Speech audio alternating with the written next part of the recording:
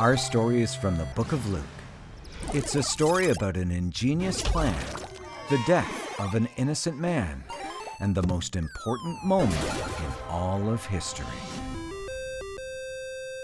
When Jesus was 33 years old, he was killed. And that seemed like it was the end of the story. But it was all part of a plan. This plan had started all the way back in the Garden of Eden at the beginning of the Bible. God wanted a close relationship with us, but Adam and Eve sinned, and that separated us from God.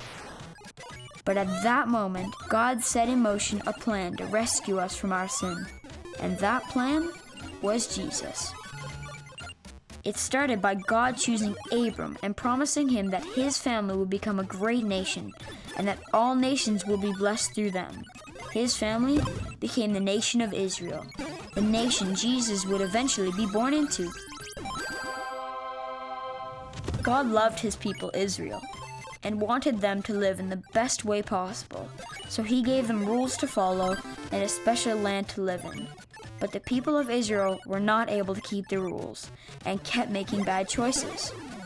So God sent his own son, Jesus, to rescue them and show them how to live. Jesus showed us that the purpose for the rules was to help us to love God and love others above all else. This was a radical new teaching, and this made the teachers of the law angry because they thought that following the rules was more important than anything else. So they came up with a plan to capture Jesus and kill him. And eventually, they did. Jesus was put to death on a wooden cross along with 2 other criminals, and after hanging on the cross for hours, he died. At that moment, the sky grew dark, and the curtain in the temple was ripped from top to bottom. This was a symbol that through Jesus, we are no longer separated from God by our sin, and we could be reunited with him. And that was the plan, and Jesus completed it. But that wasn't the end. Later that evening, Jesus' body was taken down from the cross and put in a tomb. It laid there for 3 days. And then, something unexpected and wonderful happened.